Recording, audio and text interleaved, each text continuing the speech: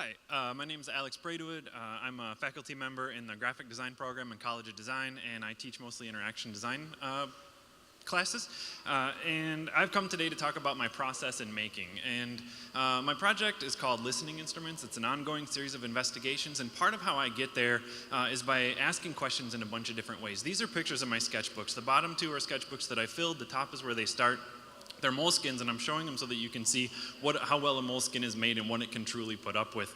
And the reason why they get that way is because this is how I develop my ideas. This is how I slow down my thinking and explore the elements that I'm working with. These are ideas for projects. These are ways that I can start to visualize the things that I'm beginning to think about. So these are the pages of my moleskin. I trim out the corners so that they look nice. But this is how I begin asking questions. My work is all about noise. I'm interested in how people interact in noisy environments. And this is the beginning of a project where I'm starting to consider context. I'm interested in thinking about what this idea of noise is in different environments and in different contexts. And as a way to continue asking that question, I developed a really rough prototype. It was an idea that I had for collecting sounds in real time, processing them, manipulating them on the go. I went and did it underneath it where the jets take off at the Burbank airport. And so this idea of asking questions through making continues. When I learned about the electric vehicles and how noise was added to them to keep them safe, the first thing that I wanted to do was hack the vehicle. Since I couldn't do that instead, I built a mobile app that allows you to control the music by driving around. Similar to that, the idea of using the information coming into the phone to control how the sounds are manipulated is really interesting to me. So here it's working with the vision of the phone and the camera, using the color to send it back to the machine to perform different noise combinations. Different noise compositions, and then continuing that as a way to interact with the city. So what happens if instead of the sound that you're listening to through your headphones blocks out the city, the information from the city is coming in and controlling how that sound is. It also has a place in the gallery with this structure that I welded up. This merges with other types of research too. Here I have a colleague who was working with ideas of the happiness industry, and so we developed a performance in a gallery where, as a composer, I forced people to smile and use smile recognition on 4 different laptops to perform back the sounds. Similarly, this is another computer vision performance where first we go to a location, we analyze and collect information from the location, and then the system analyzes the artist while she's drawing in order to perform the sound compositions.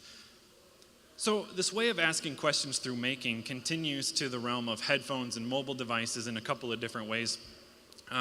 Thinking about what happens if we start transforming sound as it comes to the user's ears through the headphones, but also where those sounds come from. Mysterious hums are sort of a big deal around the world due to infrastructure and industry, and we don't know where they come from. So I thought it would be interesting to hack together an amplification circuit and a contact microphone and some magnets in order to attach this device to different devices throughout the city. Similarly, this takes headphones that are meant for hunting and shooting where they act as amplifiers, but I hacked the circuit, ran it out, run it through guitar effects so that the headphones themselves are performing the environment that's around you. So I'm asking again, sort of what can you do if you start sketching not only with pen, pencil ideas, but materials?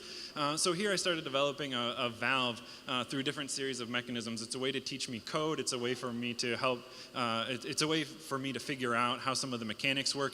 So I drilled out these headphones. I glued some things together. I talked really smart people into trying them on in order to give me feedback. This was the first rough prototype. After a bunch of material studies to see how different materials acoustically resonate and affect the sound, I came up with another version of them that has a bit more of a presence in the gallery. It starts to ask the question about what is sound ecology. Quick note, that's Marvin Minsky right there wearing them in the middle.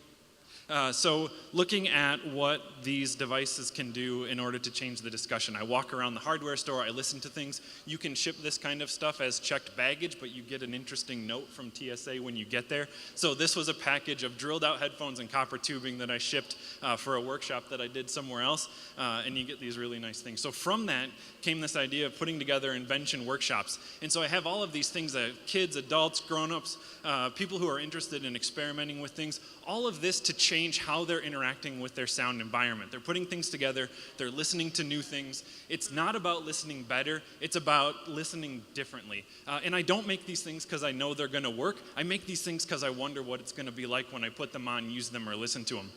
So that's my process, those are my projects. Thanks for listening.